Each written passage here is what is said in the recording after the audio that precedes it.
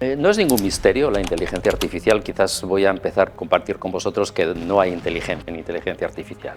Hay correlaciones que sorprenden, o sea que ciertamente son máquinas tremendamente útiles. Pensar que nos comprenden, no, eso es una ilusión. Es curioso que los países que más robots han desplegado, que son China y Japón, son los que tienen el desempleo más bajo.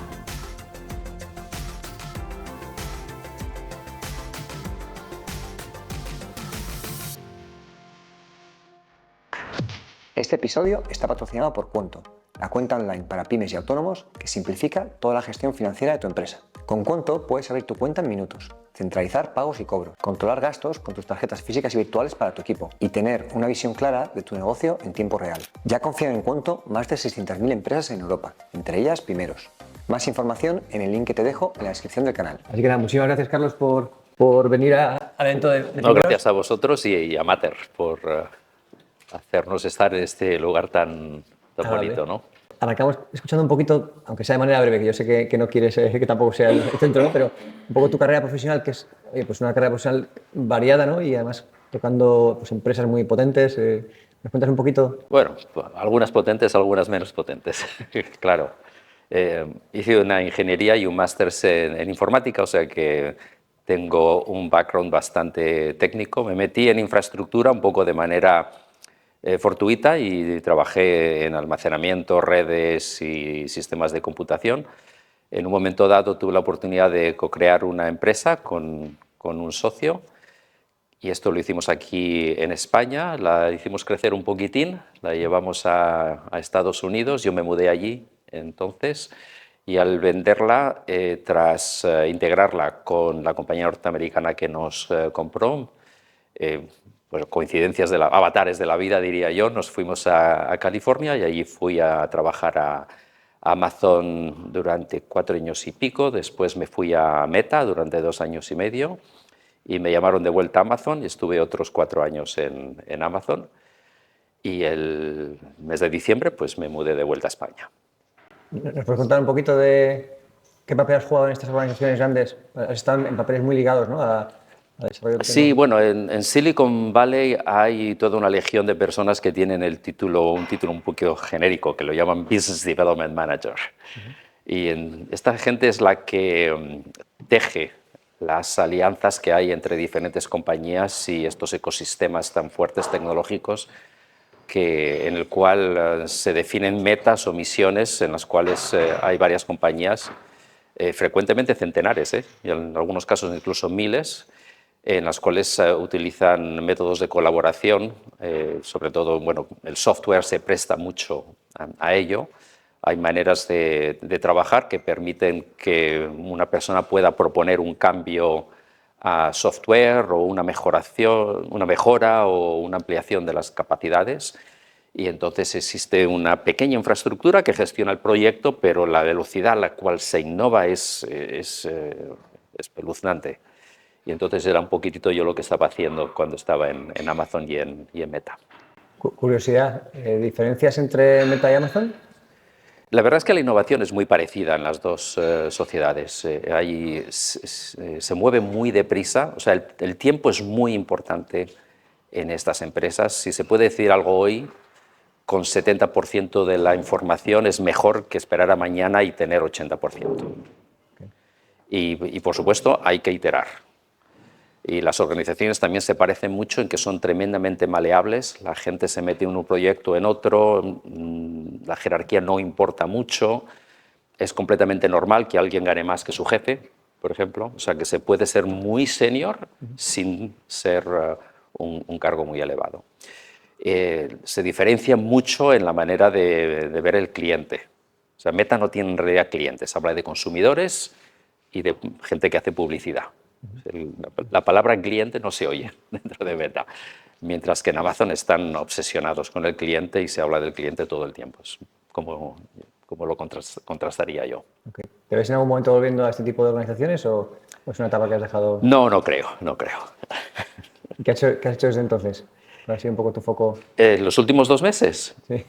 O digamos, ¿dónde pones el foco? Porque sí que tienes también un lado ligado a la educación, ¿no? Sí, bueno, eso lo he tenido estos últimos años, sí. Trato de reservar un poco de tiempo cada mes para hacer presentaciones en universidades, en institutos, en cámaras de comercio. El que quiera oírme hablar de inteligencia artificial, trato de dedicar un poco de tiempo a ello. Y aquí en Barcelona me he asociado a una compañía jurídica, de servicios jurídicos, que se llama Across Legal. Y entonces participamos desde lo que es la creación de empresa hasta su exit, a ayudarles a hacer funding, también invertimos en ellas de vez en cuando y espero contribuir un poquitito a crear nuevas compañías aquí. ¿Cómo surge la idea del libro?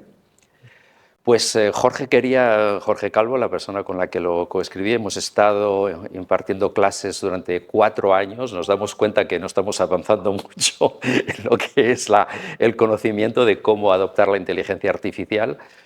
Hay muchísima mitología y cada vez más en torno al tema y como compartimos esta perspectiva de que hay que bajar la espuma un poco y ser más útiles, pues entonces decidimos escribir un libro bajo un punto de vista muy pragmático, muy de negocio.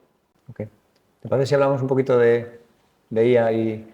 Por supuesto. Aquí, tanto en el evento ahora mismo como la gente que luego vea el vídeo, con frecuencia van a ser empresarios, van a ser personas que tienen empresas.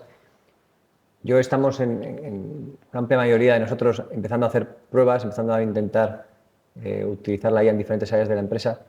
¿Qué dirías a ese empresario que a veces va un poco perdido, ¿no? Que ve un montón de oportunidades, ¿no? Pero no sabe necesariamente por dónde atacar? ¿Qué es lo primeras ideas que le podrían ayudar a poner un poco el foco?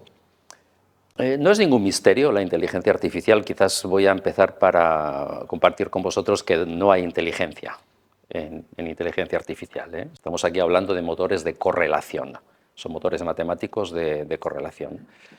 Y no sé en fin, yo creo que es algo muy humano el hecho de buscar inteligencia un poquitito en donde no hay, ¿no? Y creo que tiene algo que ver con ser padres, ¿no? Porque cuando un bebé empieza a manifestar esta inteligencia es algo que nos hace muy felices, ¿no? Y casi como que lo buscamos. Y cuando el niño dice ve, inmediatamente llamas a la abuelita y dices, mira, el niño ha dicho ve, ¿no? Es algo muy innato en nosotros.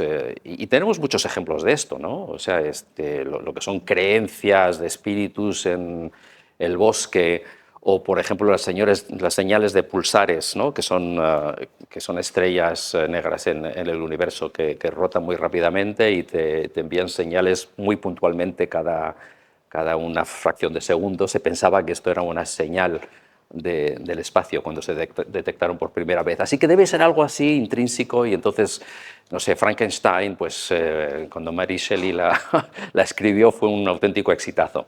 Entonces, como tenemos esta capacidad ahora de hacer máquinas que parece que están comprendiendo, nos parece que están respondiendo, pues escribimos una capacidad a la máquina que en realidad no tiene.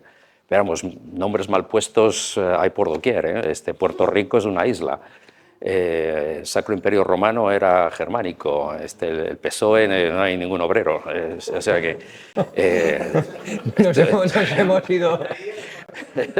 Y inteligencia artificial, pues no hay inteligencia, hay correlaciones que sorprenden, o sea que ciertamente son máquinas tremendamente útiles, pero pensar que nos comprenden, no, eso es una ilusión. ¿Cuál es la implicación de esto que estás diciendo? Bueno, no se puede confiar en ello. ¿No se puede? No se puede confiar en la inteligencia artificial porque no hay una capa semántica en la inteligencia artificial. Entonces, no hay conceptos que estén relacionados con los conceptos humanos y, por supuesto, que pueden procesar imágenes, pero lo hacen píxel por píxel. Pueden procesar texto, eso lo hacen muy bien, pero lo hacen en trozos de palabras. De modo que no hay una correspondencia con lo que nosotros entendemos que tienen ciertos conceptos. Y hoy en día no existe una ontología, no sé si esta palabra sonará un poco rara a ciertas personas, pero no tienen una capacidad ontológica, con lo cual pues se aciertan bien y si no aciertan, pues oye, peor para ti, eso es problema tuyo. Y eso es un poco lo que ocurre con las famosas alucinaciones. Nos decías, ¿cuándo es más normal encontrar que la IA falle? Sí, la IA es muy útil cuando la utilizas cualquier tarea en el cual tienes datos de entrenamiento y el fenómeno para el cual lo quieres utilizar es lo que se llama interpolación. Cuando estás interpolando dentro del rango estadístico de los datos de entrenamiento, entonces tiende a funcionar muy bien. Entonces, por ejemplo, en la logística, cuando no hay nada raro que ocurra, digamos, si quieres prever cuántos plátanos necesitas tener disponibles en este almacén para venderlos y que no se te pudran ni más ni menos o que no haya gente que venga y no pueda comprar su plátano, para eso funciona bastante bien. Pero si tienes un fenómeno meteorológico adverso, raro, o tienes algún problema geopolítico, o tienes una nueva pandemia, ahí sí que se te rompe completamente. O sea, no tiene una capacidad cognitiva como para poder adaptarse y comprender un fenómeno que esté fuera de los datos de entrenamiento. Ahí fallan completamente, estrepitosamente. De acuerdo, sí, comentábamos que daba la impresión de que el tema de las alucinaciones, aquellos que lo utilizamos de manera, digamos, de usuario normal, parecía como que cada vez cometía menos o que daba la impresión de que iban afinando. ¿Hay una parte de verdad? Pues a mí no. Claro, evidentemente yo soy un usuario asiduo y realmente lo empujo a fondo. Y claro, yo no utilizo la inteligencia artificial para cosas relativamente fáciles. O sea, tiendo a ser uno de los usuarios que lo lleva un poco al extremo. Y a mí se me caen alucinaciones todo el tiempo. Quizás es por el hecho de que estoy ahí tratando de combinar diferentes elementos o tratar de, por ejemplo, cuando preparo una cierta presentación, estoy ya quizás mirando un poquitito hacia el futuro, contemplando nuevas tecnologías, lo que sea. Entonces, estos campos que hay menos, en los datos de entrenamiento están menos reflejados dentro de los modelos, ahí me tienden a fallar más frecuentemente. Y desafortunadamente, pues lo que me ocurre es que tengo que pasar mucho tiempo verificando lo que hacen, hasta el punto que a veces ya ni me compensa hacerlo, ¿no? Entonces tengo a veces que discernir qué tareas me baso sobre inteligencia artificial y en qué tareas, bueno, hago yo mi investigación y después lo utilizo solamente para tareas relativamente de poco valor añadido, como puede ser verificar que las frases están bien escritas o que le he puesto los acentos correctamente. Por lo que dices, si he entendido bien, por mucho que la inteligencia artificial siga mejorando, siempre y cuando se base en ese mismo tipo de algoritmo, esto no va a poder mejorar. Si sigue mirando bueno, base de datos. efectivamente, o sea, el problema que hay de lo que se llaman, o sea, la palabra en inglés es hallucination, ¿no? que en español decimos alucinación, pero en realidad estos son correlaciones espurias. Esto es lo que es el término correcto en español, sería correlaciones espurias. Esto no va a desaparecer mientras se utilice esta arquitectura dentro de los modelos. En término técnico se llama transformer, que viene del inglés. Esta es la arquitectura que se está utilizando hoy en día para estos modelos que utilizan tokens. Tokens son los trozos de palabra o píxeles, prácticamente cualquier cosa que se pueda digitalizar se puede describir con una serie de tokens, fichas en español. Pero, claro, hay un par de startups, por ejemplo, una de ellas aquí en Barcelona, que está trabajando en el desarrollo de ontologías. Eso es muy interesante. Entonces, pero se necesitará otra capa, otra vuelta de tuerca, a lo mejor una arquitectura completamente diferente para poder avanzar seriamente en ese espacio. Yo creo que la arquitectura de Transformers, en cuestión de 4 o 5 años, yo creo que tiene los días contados. Es demasiado imprecisa, es un coñazo, utiliza muchísima electricidad y, como os digo, no se puede confiar en ello encima. O sea que esto probablemente sea una arquitectura transitoria. De acuerdo. Teniendo esto en cuenta, a día de hoy, ¿qué crees que deberíamos estar haciendo aquellos que tenemos una empresa más o menos digital? Es decir, me refiero a empresas más que basan su día a día en trabajo manual versus empresas que pues, todo lo que es el equipo trabaja mediante un ordenador, ya sea una agencia de marketing o un despacho de abogados. ¿En qué deberíamos estar pensando? ¿Deberíamos estar pensando en lo mismo? ¿Deberíamos estar pensando en diferentes cosas? Pues yo creo que tenemos que ser un poco, por lo menos nosotros los del gremio, ¿no? Ser bastante humildes y deciros que no sabemos. Así de claro. Vemos que es evidente, ¿no?, que todos estos modelos se hacen pruebas, la palabra en inglés es benchmarks, ¿no? Que están continuamente viendo esto tiene una puntuación de 69,5 en la prueba de matemáticas y esto en no sé qué, en la prueba de derecho y tal. Y en realidad yo lo que veo con mis clientes es que eso no sirve para nada. O sea, el modelo que ellos eligen para identificar problemas que van a desarrollar en producción, no hay una metodología que esto pueda aplicarse a cualquier pyme, en cualquier sector, en cualquier geografía, etcétera, sino que esto es más bien en la cuestión de problema por problema. Una buena manera de pensar de qué manera se puede aprovechar la tecnología es ver dentro de vuestras empresas, cuando tomáis una decisión, en qué momento estáis utilizando intuición o datos empíricos para tomar la decisión y, sobre todo, identificar aquellas en las cuales hay errores o se producen errores, sobre todo cuando vosotros no estáis. O sea, si tenéis empleados y veis que los empleados no son capaces de tomar las decisiones con la misma precisión o el mismo nivel de calidad que vosotros, entonces ahí probablemente se puede utilizar inteligencia artificial para de alguna manera recabar el conocimiento o vuestra manera de decidir y compartirla a través de un soporte digital con los empleados. Y aquí hay 1.000.000 de cosas diferentes, ¿no? Lo que hablábamos antes de los plátanos o cuántas furgonetas necesitas para esta cuestión de logística, o cuándo vas a mantener el ascensor, o sea, cuándo vas a hacer que venga el ascensor a revisarlo, cómo vas a personalizar las ofertas a tus clientes o a tus empleados. O sea, hay todo un sinfín de decisiones que se toman momento a momento, en los cuales si pueden ser apoyados por datos que existan dentro de la compañía, entonces esto es un posible uso de la inteligencia artificial. Y aquí recordad bien la palabra correlación.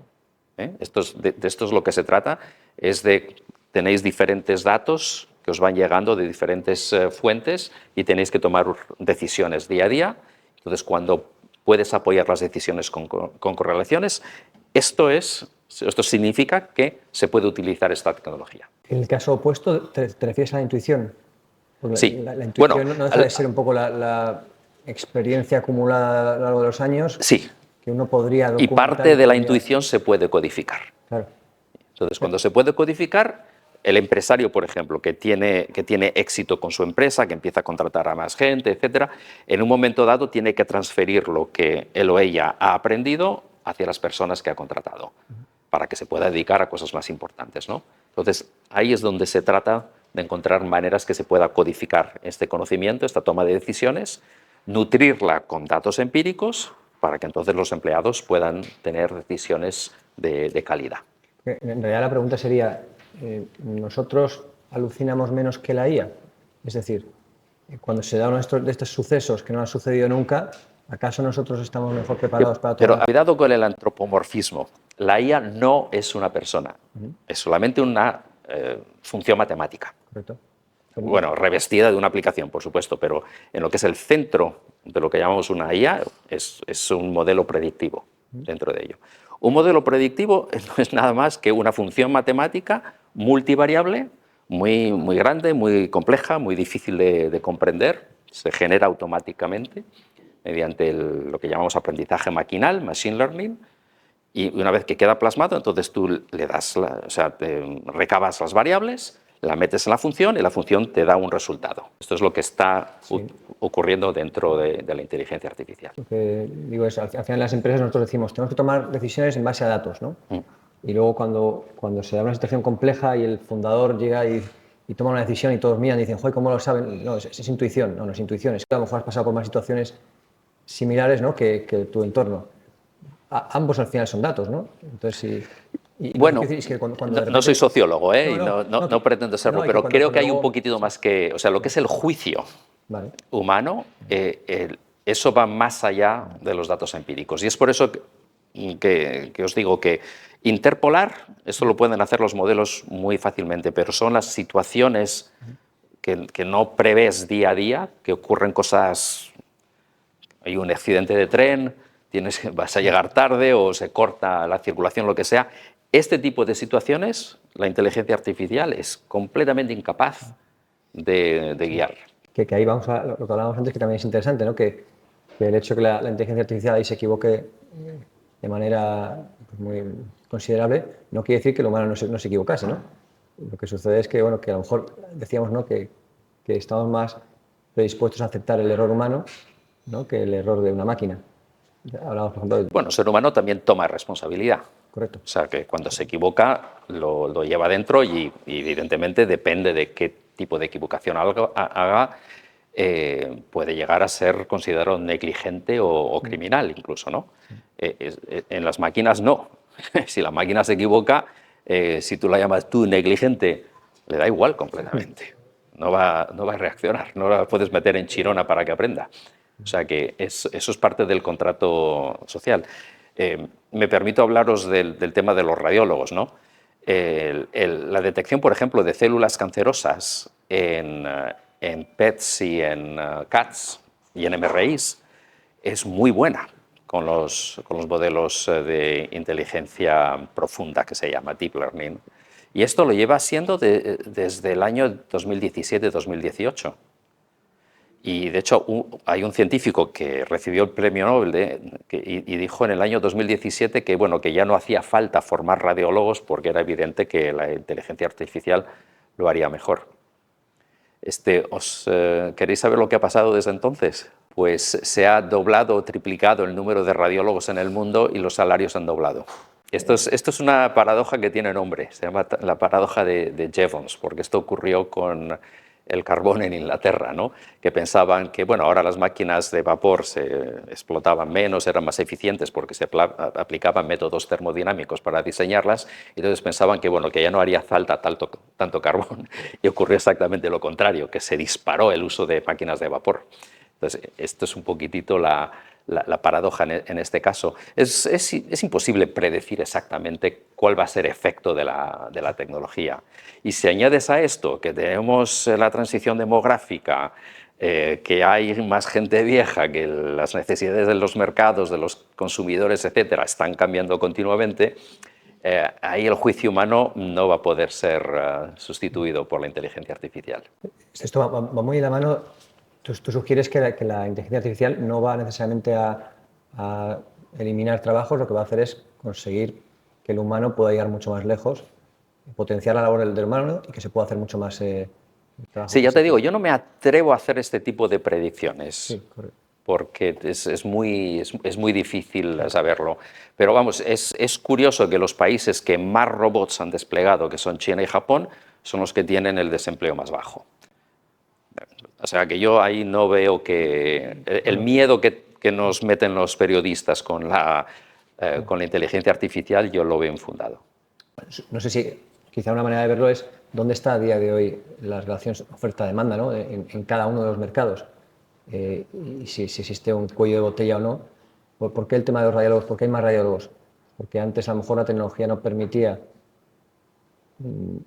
no sé, ser más eficiente en ese proceso y ese cuello de botella era tecnológico. De repente se elimina ese cuello de botella y entonces hace falta más humano. Entonces, en función del proceso, viendo dónde está el cuello de botella, podemos intentar entender dónde pues a lo mejor sí que hace falta menos humanos o a lo mejor al revés, a lo mejor hace falta más, ¿no?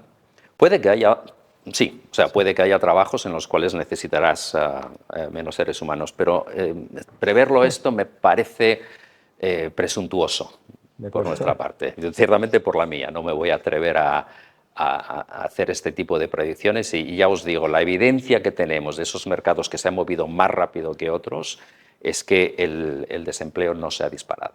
Pues volviendo un poco a que los que tenemos una empresa, ¿no? Intento encontrar ese tipo de actividades, ¿no?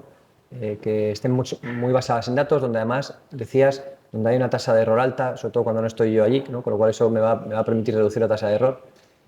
¿Cómo lo abordo? Porque claro, tecnológicamente pues, hay infinidad de modelos, ¿no?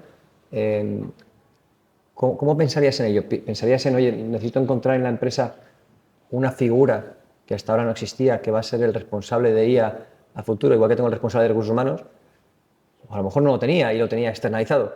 ¿Cómo deberíamos empezar a pensar en esto? Porque a mí me da la sensación de que podemos caer en el reto de poner un montón de parches en la empresa contrato a alguien para ponerme con una tecnología en administración algún tipo de IA, luego en presupuestación pongo otra IA y empiezo a tener un conjunto de parches por la empresa que ni tienen coherencia ni tienen... ¿Cómo pensamos en esto? Sí, bueno, y cada caso va a ser especial, ¿eh? Ya te digo que no quiero decir que lo que voy a decir ahora se puede aplicar a todo el mundo en todas las facetas. Bueno, primero de todo, la inteligencia artificial es mucho más que solamente la inteligencia artificial generativa, ¿eh? O sea, y mucho más que los chatbots. Daros cuenta que el uso de inteligencia artificial más extendido en el mundo, con diferencia, son los motores de recomendación. Todo lo que tenéis por detrás del TikTok, del Instagram, del YouTube, de Amazon, de Booking.com, de Airbnb, todo esto tiene un motor de recomendación por detrás que están personalizando las ofertas que se hacen a los clientes y a los usuarios. Esto, digamos, sería lo más bonito, poder hacer eso. Y comprendo que no es fácil, porque necesitáis tener datos, necesitáis moverlos. Es importante que también estén limpios y, claro, esto probablemente no está necesariamente al alcance de todas las pymes. Eso depende un poquitito del perfil de cada una. Y también depende del número de clientes que tengáis. Al fin y al cabo, si tenéis solamente 10 o 20 clientes, probablemente los conocéis de memoria. Entonces, ahí los motores de recomendación no te van a ayudar más de lo que tú puedes o sabes acerca de ellos. En cambio, si estás en una situación más bien de tipo B2C, donde tienes miles o decenas de miles de usuarios, pues entonces ahí sí. Yo te diría que una vez que llegas a los cientos o miles, el tener un proyecto para mirar si un motor de recomendación te puede ayudar con el marketing, las suscripciones que puedas tener, conocer mejor patrones del cliente, detectar cuándo no están contentos, etcétera. Entonces ahí sí que puede tener mucho sentido invertir en traer una empresa de servicios para que eche un vistazo a los datos que tengas y te pueda decir, mira, creo que podemos hacer un modelo que te permita ver en qué momento el cliente manifiesta una falta de satisfacción. Porque muy frecuentemente los clientes no te lo dicen, simplemente su actividad baja y eso se puede detectar. Ese es el tipo de situación que se puede detectar y pillarles antes de que te vayan a decir, mira, ya no quiero ser tu cliente, ¿no? El churn famoso. Entonces, esto podría ser, ya te digo, si tenéis los datos y la volumetría de clientes, probablemente es donde más valor podría tener la adopción de inteligencia artificial y esta no es generativa, ¿eh? Esto es análisis matemático, estadístico de datos y después lo que es montar un modelo, eso ya se puede utilizar diferentes algoritmos y son relativamente asequibles. Aquí no hay nada nuevo, ¿eh? Estos son cosas que se vienen haciendo 10 años o más. Son modelos estadísticos relativamente fáciles. Entonces, esto es un primer apartado, ¿no? Pues en lo que es la IA generativa, ciertamente hay mucho campo por recorrer. Y supongo que aquí hay alguien que no utilice chatbots. ¿Ves? Todo el mundo los está utilizando, ¿verdad? ¿Hay alguien que pueda decir que el chatbot ha mejorado el rendimiento de vuestra compañía un 50%? Un 50%. O sea que ya tenemos dos. Y sería bueno que compartierais a lo mejor vuestra experiencia. ¿Os importa? Muchos temas de comunicación, de branding y había muchas tareas como hacer un benchmark que nos tardaban muchísimas horas hombre y que ahora se lo pedimos a ChatGPT y nos da los key takeaways sobre los cuales podemos empezar a ya aplicar inteligencia y criterio para hacer una estrategia. Entonces, excelente. nos ahorra muchas horas hombre. Danos un poquitito, una pincelada, ¿qué tipo de datos utilizas para hacer el benchmark? Pues, por ejemplo, por poner un ejemplo charro, ¿vale? Puedo decir que necesito saber todas las campañas que han hecho marcas de agua en México. Quiero analizar pues, Lanjarón, Fonbella, no sé qué, entre tal año y tal año. Pásame el listado de todos los spots que antes los tenía que buscar manualmente, los mensajes clave y los canales en los que han estado. Pues en lugar de que una persona, un planner, esté una semana haciendo eso, en 15 minutos lo tengo y ya podemos analizar los estrategas para sacar conclusiones sobre eso. Excelente. O sea, exploración de mercado, planificación, ¿no? Muy bien, gracias. En nuestro caso, tenemos un e-commerce que se llama MadeInSpain.store, que iniciamos hace 6 años y sabíamos que, desgraciadamente, no íbamos a ser profetas en nuestra tierra, porque tú te fuiste a Estados Unidos, y Europa iba a ser el mercado a seguir. Entonces, desarrollar el contenido fue lo principal para nosotros y hacer aprender a la gente de manera sencilla. Pero desde que tenemos un assistant de IA, donde está todo volcado desde la web, hemos encontrado un incremento importante de qué quiere el cliente cuando entra en nuestro entorno, sobre todo tan distante porque en tantos países diferentes. Claro, o sea que estás más bien en la minería de datos.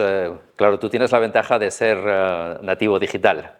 ¿Yo? Bueno, vosotros. Nosotros, bueno, tenemos a punto de hacer los 50, o sea, yo de años, yo no sé, yo creo que No digo, pero de la compañía me refiero. sí, sí. la compañía... Es un e-commerce, ¿no? Sí. O sea que tienes un volumen transaccional, supongo que recabáis datos de vuestro sitio web, veis el comportamiento de los clientes y ahí es donde encontráis correlaciones que guían vuestras campañas de marketing, ¿no? Exacto, y lo peor es que no podemos hacer mucho benchmarking porque lo miramos a los lados y no hay empresas españolas que quieran desarrollar el producto gourmet español fuera. Claro, ya. Salvo los productores, pero cada uno con su... Sí, estos son dos excelentes ejemplos, ¿no? Voy a añadir un tercero, que es uno de mis clientes favoritos, que es una sociedad, una cooperativa lechera de Noruega, que cambiaron las ordeñadoras en el año 2016 y las nuevas ordeñadores pues, eran IoT y medían ciertos elementos de la leche de cada vaca, la temperatura, lípidos, pH, etcétera, y se dieron cuenta de que podían predecir con mucha precisión cada día por cada vaca el contenido graso de la leche.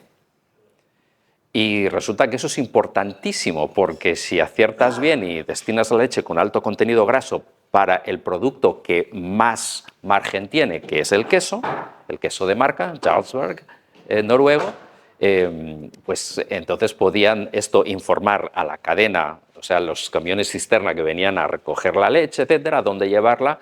Pues esto fueron, cuando lo implementaron, de un año a otro, 6 millones de euros de beneficios adicionales. Y esto es algo, casi se tropezaron con ello, o sea, no es que lo fueran buscando, ¿sabes?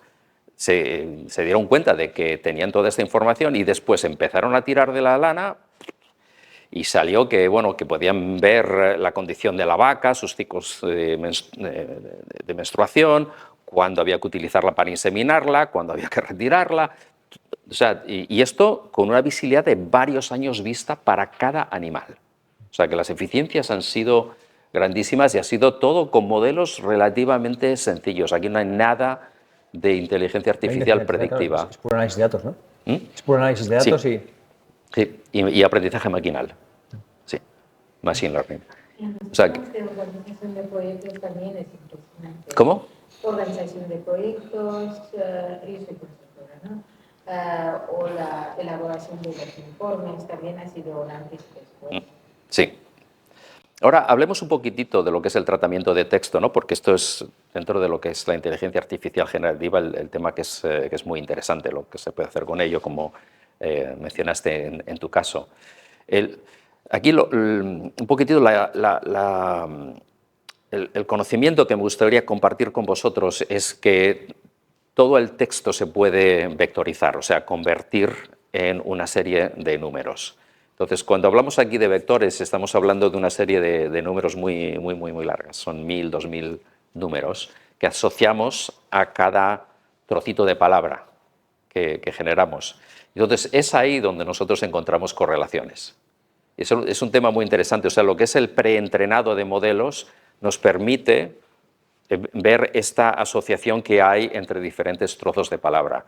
Entonces, para daros una idea, de nuevo, es una idea de alto nivel, pero si cogéis el vector para la palabra padre y madre y lo restáis, es equivalente al de niño y niña si lo restáis, o de perro y perra si lo restáis. O sea, que eso te da una especie de una idea como de género cuando haces esto, a pesar de que matemáticamente no es lo mismo, pero este tipo de intuiciones lo podemos sacar. Entonces, es por eso que tú puedes proveer un cierto contexto a un modelo y entonces el modelo es capaz de generar nuevo texto que sea coherente con el que tú ya has dado. Entonces, aquí yo vuelvo a la idea que os formulé hace 10 minutos. Si vosotros sois capaces de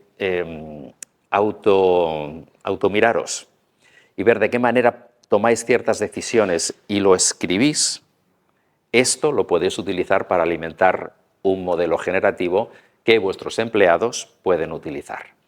Entonces, en base a este conocimiento que vosotros compartís de este modo, esto también se vectoriza Y curiosamente, cuando un empleado va y le pregunta al chatbot, le hace una pregunta, lo que va a ocurrir es que la respuesta va a ser coherente con las instrucciones que tú le has dado. Esto es un fenómeno muy curioso, todavía poco hablado y poco conocido, pero curiosamente funciona. Entonces, si tienes una serie de reglas de, bueno, esto puede ser todo tipo de cosas. Se está aplicando, por ejemplo, en recursos humanos, se utiliza muchísimo estos chatbots. O sea, ¿por qué pueden contestarte si le preguntas, oye, cuántos días de, qué sé yo, de lactancia tengo porque no sé qué, no sé cuántos? Te da una respuesta coherente porque se les ha alimentado una serie de reglas o de legislación o lo que sea que contiene conocimiento. Entonces, el empleado puede obtener estas respuestas.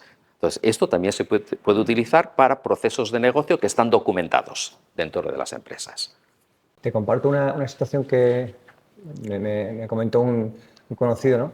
En su empresa, y tiene varios cientos de empleados, se les fue el responsable de producto.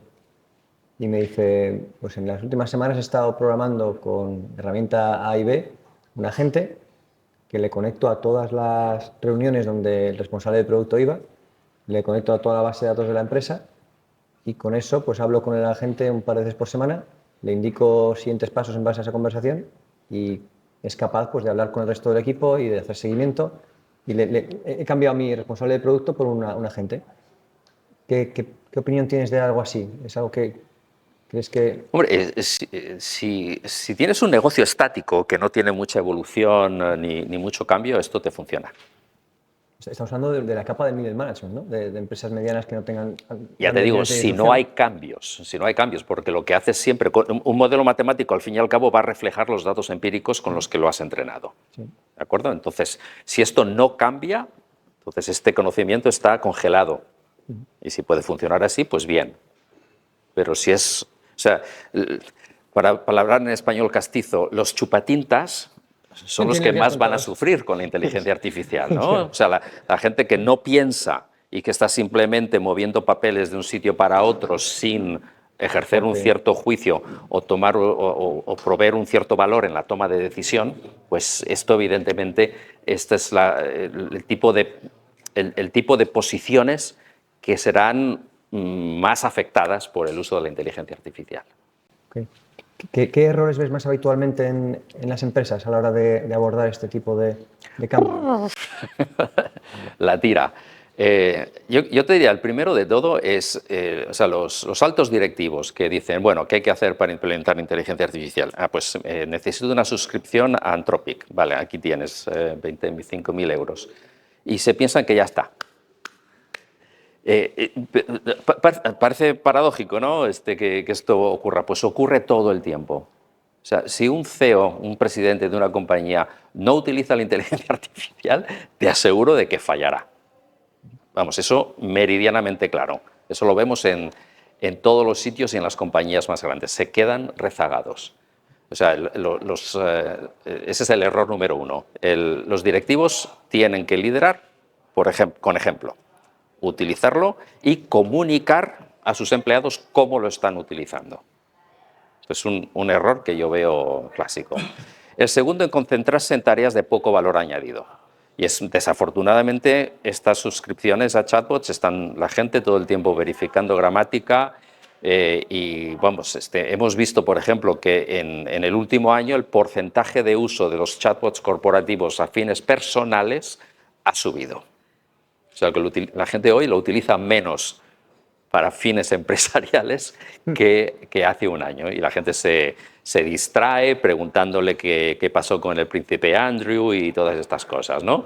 Pues sí, esto es lo que hace la gente. Mira, qué cómodo, no me hace falta leer El País ni La Vanguardia. Aquí lo tengo, pues es lo que hace la gente. Entonces, esto es otro error, el hecho de no consolidar una tarea específica que se hace bien con inteligencia artificial, explicarla y asegurarse de que esta nueva técnica está disponible para todos los empleados es otro error que yo veo típico. Porque, claro, en organizaciones más grandes es un poco más sencillo, ¿no? Porque entiendo que No, quiero decir, más sencillo en el sentido de, creo que tienen recursos para incorporar la IA dentro de la empresa de una manera, no sé, desde un responsable arriba del todo en la organización, ¿no? No, esto también es una paradoja. Cuanto más pequeña la empresa, más fácil es desplegar la inteligencia artificial. Aquí el problema que se da en las empresas grandes es que tienes estos imperios de datos, con generalifes. Sobre todo en España, con los reinos de Taifa, esto lo tenemos muy asumido. Generalmente lo que ocurre en las empresas grandes es que el responsable de una aplicación se considera el propietario de los datos detrás de ella. Entonces ahí tienes un CRM por aquí, la operación por acá, logística por allí, no sé qué, no sé cuántos, y resulta que te viene un tío listo, joven, probablemente con un MBA de SADE, por ejemplo, y dice, mira, si pudiera coger la información de esta base de datos acerca del cliente, estos pedidos que me ha hecho, lo correlaciono con su actividad en la aplicación web o en la aplicación móvil o lo que sea, podría averiguar quién podría estar interesado en este producto. ¿Y qué es lo que pasa? Que se choca contra los generalifes. Dice, no, a mí no me tocas la base de datos. El otro dice, bueno, sabes, es que hay una normativa que no me permite compartirla contigo. El otro le dice, bueno, hazme una solicitud y lo veremos en el Consejo de Seguridad del mes que viene. Ay, mira, qué lástima, es Semana Santa, vas a tener que esperar hasta mayo. O sea, esto es el pan nuestro de cada día de la gran empresa. Y claro, la gente así dice, por saco, yo me voy. Sobre todo si es buena. Sí.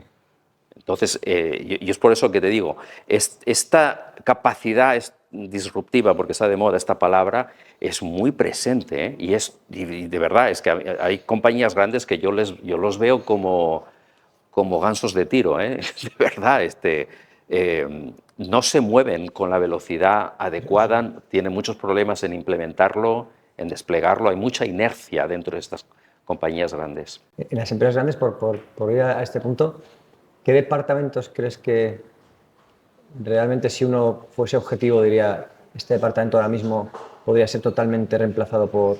No, yo no creo que se pueda reemplazar completamente nada. Un contact center. No se puede.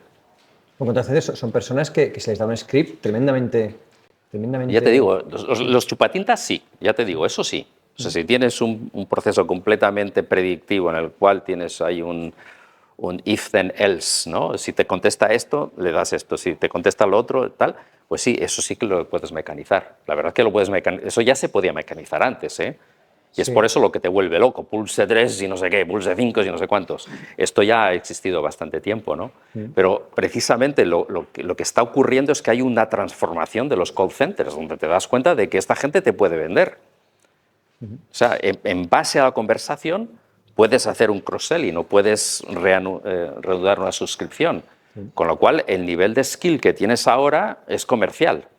No estás dando un soporte solamente, ¿no? Entonces, esto es parte de, por lo menos, la transformación que yo estoy viendo en los call centers. Ahora, cuesta, ¿eh?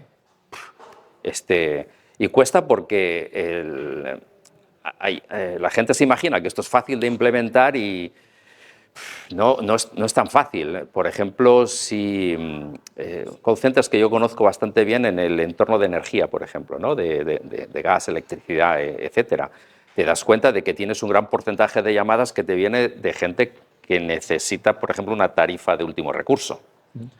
Eso existe en todos los países, ¿no?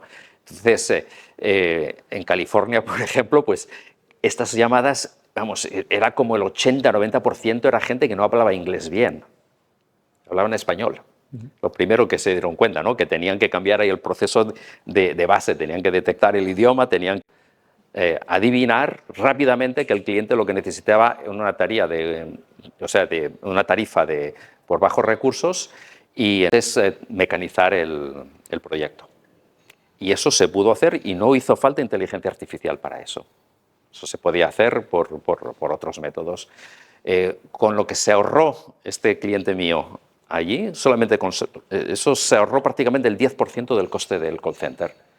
Y con esa ese ahorro de costes pudieron justificar los 2 siguientes proyectos. El primer proyecto de IA generativo fue el cuarto.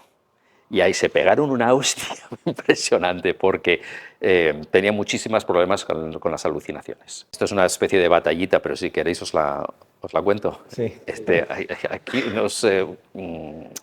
cuando tienes estos proyectos, pues tienes una batería de preguntas típicas que has recabado de datos históricos y entonces tienes una generación de respuesta por parte del modelo y después tienes una generación de respuesta por parte de un ser humano y las contrastas, ¿no? Bueno, pues había una pregunta: ¿qué hacer si huele a gas en casa? Y esta estaba dando alucinaciones todo el tiempo. O sea, el nivel de precisión era bastante bajo y el cliente nos estaba diciendo que esto es imposible, no sé qué. Y entonces estábamos viendo, pero ¿por qué nos estaba dando a veces una contestación esto, a veces otra? Y resulta que había un manual que alguien había escrito en el año 75 que ponía: si huele a gas, salga corriendo a toda velocidad de casa. Y había otro en el que decía, encuentre, si sabe dónde está la llave de paso, ciérrela antes de recoger a los niños y no sé qué. O sea, y había otro documento que todavía daba algo un poquitito diferente. Entonces, cuando miramos lo que estaba ocurriendo, es que este método de vectorización que os estaba diciendo estaba generando estos diferentes vectores, y cuando los cotejábamos, esto no nos funcionaba porque el vector que salía prioritario dependía de cómo estaba formulada la pregunta. Y un pequeño cambio en la pregunta cambiaba la correlación. Y entonces le dijimos al cliente: pero esto es inconsistente. Y coge textualmente, nos dijo el cliente: pero si esto es inteligente, ¿por qué coño no sabe cómo responder? Y le dijimos: señor cliente, es que no es tan inteligente como usted supone. Necesitamos que coja a un escritor técnico y que nos regularice los datos de base. Porque esto hay que anclarlo a un conocimiento que todo el mundo esté de acuerdo. Si hay que correr, se corre. Si hay que cerrar la llave de paso, se cierra la llave de paso. Pues tiene que haber una respuesta que se llama canónica. Entonces, esto es lo que ocurre cuando tratas de desplegarlo en el mundo real. Estas correlaciones espurias y te puede llevar a situaciones, evidentemente, un jefe de marca o un director jurídico te puede decir: no, yo no quiero problemas con esto. Este proyecto se para inmediatamente y esto va a seres humanos porque no se puede tomar ese riesgo. Esto es el pan nuestro de cada día. Me parece muy interesante porque a veces con la información que recibimos en el día a día parece que en 2 años nos hemos quedado sin personas en los equipos, ¿no? Pero al mismo tiempo yo recuerdo, yo estudié telecomunicaciones hace 20 años y recuerdo que en tercero de carrera o cuarto estudiábamos domótica y en aquel momento pensé que al año siguiente todas las persianas se bajarían con una palmadita, ¿no? Y 20 años más tarde estoy en construcción y no instalo ni prácticamente domótica ni el 10% de las casas, ¿no? Y me han pasado 20 años y aquello que estudié, que ya era tecnología disponible, 20 años después estamos al 10% por 1000 razones, ¿no? Y aquí pues quizá hay una combinación también de estos temas, ¿no? La tecnología va muy rápido, los avances son muy rápidos, pero luego también van a chocar de manera muy fuerte contra... Sí, no, el mundo real es muy testarudo. Sí.